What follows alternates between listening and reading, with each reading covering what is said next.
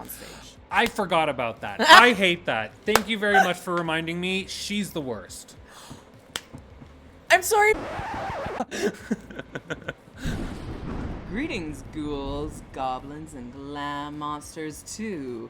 Red from the dead. We're your haunted hosts, Drew the Dray Clown. And everyone's favorite glamour demon, Jackal Morose. And tonight, we will be excavating the latest episode of Dragula Dragula Titans Titans 2. To see who slayed with a titanic thunder. And who should have stayed 6 feet under.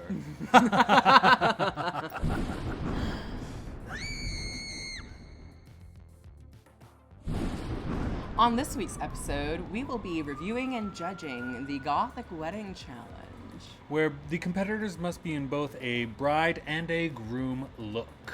As a reminder, we are not here to judge your drag. Drag is art and art is subjective. What we are here to do is cosplay the boulets and have a gay old time. To recap from last week, we lose our lost and dearly departed Loris. Or so the cast thinks. Be quiet, you ridiculous flea bag. You're gonna ruin the surprise. Right off the hop, we're fresh into the laboratory where we have Dahlia Black defending herself against all of her castmates. Drew, Jackal. how about we savor a little bit of that for later? Sure. Stay tuned for the end of the episode where we discuss the rest of the drama. Because the drama is the mama. Call back. Moving on to this week's Fright Feat, we see Vander Von Odd enter with a delectable looking cake, but looks aren't always what they seem, as this little dessert was filled with maggots. What'd you call me? Be quiet, Rug. The lucky person who finds the wedding band hidden in their cake will be able to cast The Curse of Rain on Your Wedding Day, where the contestant must get drenched before the bridal's floor show. Ooh. And this week's winner was Jaharia, who ended up cursing Sigourney. Bitch!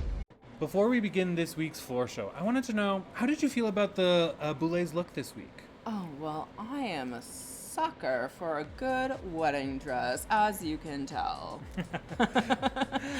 It was beautiful. It was gorgeous. It was ethereal. It was everything. And I love bloody rhinestone moment. It's a very nice detail. Also, the fade on their veil from the white to the red, it was immaculately done. Immaculate. Gorge. For this week's floor show of the Gothic Wedding Challenge, we have Cynthia Dahl starting it off. Ooh, and she started it off strong. Yeah, she looked stunning. Gorgeous. Maybe the best we've ever seen her. Definitely, I agree. This is the most glamorous I feel like we've seen Cynthia Dahl, and the doll was dolling. And the groom was grooming. That sounded weird.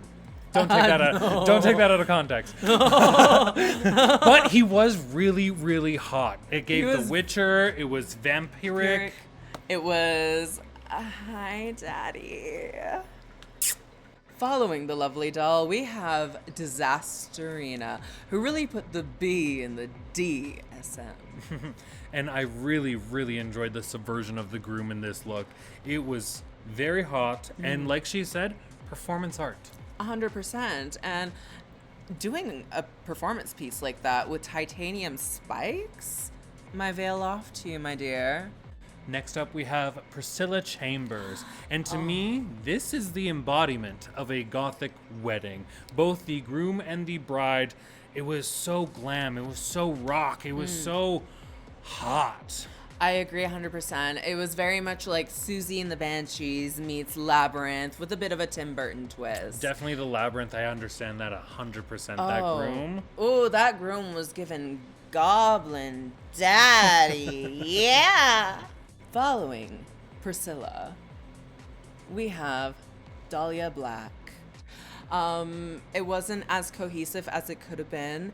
It also just felt very much like we've seen this before. We come to expect this level of styling from Dahlia and the House of Black, and I felt like it could have been taken up just a little bit of an extra notch. I would agree. To me, I felt as if there wasn't really much of a storyline between the two. Whichever judge said that there was no crown on the bride really made that very apparent to me, that it was like, yeah, there isn't really much congruity in this. I agree 100%. And following Dahlia, we have Blackberry. This look looked beautiful, but it never really lived up to the standard that we've come to expect from Blackberry. And I would say the groom gave more of a characterization than it did reality to me. I agree. And it also just, it was not at the Blackberry level that we come to expect. Like 100%. Piggybacking off of what you said, it almost fell flat. Yeah, compared to what we're normally used to from Blackberry, it just wasn't a nail on the head. And following that, we have La Zavaleta, whose inspiration was apparently Morticia and Gomez, but reversed. How do you feel about that? To me, the groom just screamed something that we've seen before from La Zavaleta, and that is from the Weird Wild West challenge, just on stilts. And so to me, I didn't feel as if there was much innovation into this. It didn't feel as if it was like a new concept. However, I will say the silhouette on the bride was very, very beautiful. I enjoyed it quite a lot. I agree. And also, I do just want to mention, like, yeah, the silhouette of the groom wasn't that great. We've seen it before. But going down that runway in that level of stilts, like, that was pretty crazy. It is. And pretty props intense. to La Zavaleta for that. Yeah, Because absolutely. I could never. Following suit, we have JK, and they gave us a beautiful storyline with this bouquet of flowers, and it could be inverted to either be the groom or to be the bride. She looks stunning. Stunning, and also I really love sort of like the underlying layers of bondage and pain that you see with those thorns, especially when it comes to the bride's look. It looks very much like, oh, I'm in bondage. Very delicate, very kinky. You know who else is kinky? The next contestant coming down the runway. Or in this case, the aisle. And we had a Bora who stunned everyone with their show-stopping smile. I loved the storyline of this smile and the forced aspect of it. And might I say, the groom was just hot. Oh, hot. I'm going to say that a lot this episode, but hot with a capital T. With a capital I don't really have much notes aside from it being an amazing look. It was very cohesive. I loved the collar on the groom, and I want one. Like, where can I get one? I want one. It was dangerous. It was sexy. It was hot. It was so good. After Abora, we do have J. Jolie. And this look, she looks beautiful. It just didn't, to me, feel as if it hit the nail on the head. I agree.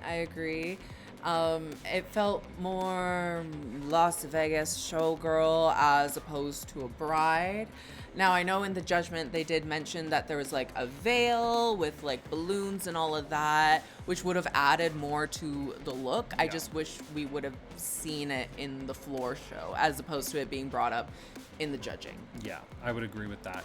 And to me, the groom also kind of gave a little bit of like a character from Ichabod Crane, like the Sleepy Hollows. Like it felt almost too characterized. And again, I didn't necessarily see these two people being bride and groom. Following Miss Jade, we have Jaharia, who felt like she was going more to prom than to a wedding, but nonetheless looked stunning. Yeah, the blue was beautiful, but to me the hair, it kind of gave that scene in Mean Girls when she's at the prom and splitting up the crown. And Emma Gerber, I mean, that hairdo must have taken hours, and you look really pretty. It just, I couldn't help but see that resemblance and laugh. Oh, I see it. And this is her. Grown up, Gothic Wedding. The groom very much was giving it, and props to that. Not only was the groom giving it, the groom could get it. Oh. Following that, we have Sigourney Beaver. And Sigourney, this bridal look, I know you got drenched from the curse. It was still beautiful. Gorge. And I gotta say, the purple looked amazing. The length of that train, the length of the veil. This was definitely the glamour ghoul boots down. Absolutely, 100%. The only thing I really have to say is that if you know you're gonna get drenched, maybe alter the look a little bit, but it was an amazing look. And the groom, to me, was giving a very glamorous version of Mock from Rock and Rule. And to me, it was kind of giving a little bit of Kentucky fried chicken. Ooh, I could go for some chicken. Chicken. Chicken. We have one final look, and that is Eva Destruction, who looked fucking gorgeous. Yeah, this bride, she was stunning. I love the storyline between these two characters. And the groom, hot. The Hot? theme of this week, hot. Now, would you say hot or hot? Hot with a capital Hot. Hot. Hot. And again, storyline. I felt like this entire episode needed to have that storyline woven between the bride and the groom, and this literally was woven between the bride and the groom. It was perfect. I could see a comic book, I could see a TV show. I knew who these two characters were.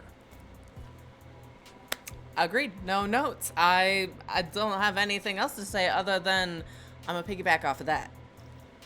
Now, who was your monster of the moment this week? The monster who stood out to you? To little old me? Well, I would have to give that to Cynthia Doll, because the doll was dolling and the look was fabulous. It was glamorous. The groom was sexy daddy. Ooh, ooh. Where are we again? No, I have to agree with you.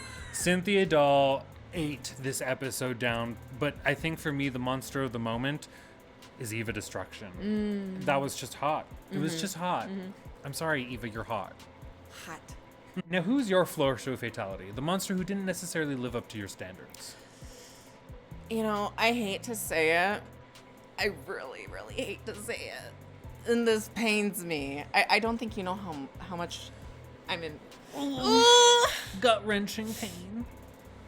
I'm gonna have to say it's a tie between the lovely Jade and the ferocious Blackberry, because divas, it just That's totally fair. For me, I'd have to say it's a tie between Dahlia and La Zavaleta. I just felt as if their looks didn't necessarily live up to everybody else's standards, and the only issue with the Blackberries is that she didn't live up to her own standards. T. No, I get that. Also, I think it was the not wearing heels on stage. I forgot about that. I hate that. Thank you very much for reminding me. She's the worst. I'm sorry, Blackberry. Now, the tops and bottoms get issued after judgment this week, and our tops this week are JK, Eva Destruction, Cynthia Doll, and Jaharia. Well deserved. But the overall winner this week, JK. Yeah. I would have loved to have seen Cynthia win. Same. I would have loved to have seen Cynthia win, but JK was well deserved. The looks were very cohesive, the execution flawless, and it really was a beautiful ensemble and a wonderful storyline. The top four of this week was 100% accurate again. Just 100% immaculate even. However, the bottoms this week were La Zavaleta, J. Jolie, and unfortunately, Disasterina. It's a disaster! Rena! Now, we got a lot of drama this episode, and we're going to talk about it. Because the drama is The mama. And Zavaleta and JK their issues start to boil to the surface, and we start to understand a little bit of what's going on. And it seems to be as if their issues stem from a man. Tale as old as time. One that used to be one's partner and is now the other's partner. Gasp. Gay gasp. Oh my god, gasp. I thought they fucked. T. Honestly, hate fucking for 2026. Ooh. But that doesn't compare to the overall meat of this episode and the drama from the get-go. Which follows... Dahlia Black. Took the words right out of my mouth. At the beginning of this episode, we have Dahlia Black trying to save herself from Cynthia Doll's activation. She's activated. And she's being like, no, actually, that was Uabora that I was talking about. And while I'm here, I'm going to read the entire cast and let everybody know all of my opinions right here, right now. I just don't get it. Like, if you are supposed to be in a competition and spending time with people, like, yes, a read here and there, common. We're drag performers. It's what we do. But if you're going to be gripping them by the throat in a non-consensual, not really sexy way and just tearing it out, you got to be ready for the consequences because you're about to fuck around and find out. Yeah, and literally so much so that in the cauldron, the entire cast dogpiles on top of Dahlia. And this is kind of warranted for her actions, but I almost felt bad for the girl. Almost. Just a little. But I did notice there was one person who didn't say anything at all. That was Eva Destruction. Well, she might not have said a lot with words, but she did say a lot with her face. Some of those expressions.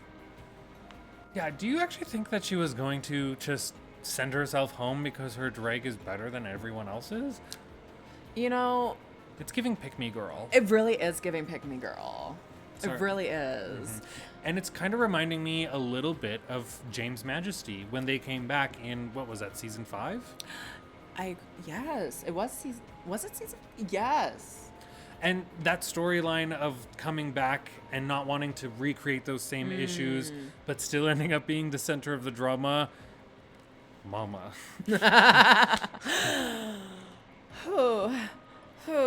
It's giving messy. So after the bloodbath that is the cauldron and Dahlia's social demise, we come back to the main stage where La Zavaleta, Jade, and Disasterina are in the bottom. Luckily for La Zavaleta, she's spared from the ghostly gallows. Which means that Jade Jolie and Disasterina must ascend the staircase of souls. And unfortunately, Jade Jolie is left to her demise. May she rest in peace. But not for long, because we are introduced to a new segment of the show. The Hellbound Showdown.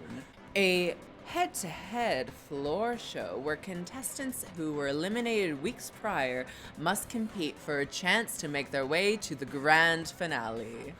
This week, we see Loris versus Frankie. Ooh. Now, which of these two Gothic Wedding Challenge looks did you prefer? Now, I love Frankie. She is an icon. She paved the way for so many Dragula divas, but I do have to give it to her sister, Loris. That dress was sexy. The knife. The groom with the... Another groom that was just hot. But yeah, the knife in the head, the latex look, it was stunning. And to be fair, like, Frankie's look was amazing and punk and rock and like Agreed. Yes. It was good too. It was just Loris ate down. And I fear Loris might eat down every fucking Hellbound Showdown because her looks, you better be fearful of her looks. Could Loris potentially be this season's floor show assassin? She might as well be because she ends up being the winner and stays this week, meaning she will compete against Jade Jolie next week. And that, my darlings, was this week's descent into Dragula madness. If you liked the gore, glamour, and gutted reads, make sure to like and subscribe. And leave a little blood offering in the comments. And we might just read those Crypt Keeper comments next week. Until next time. Stay deadly.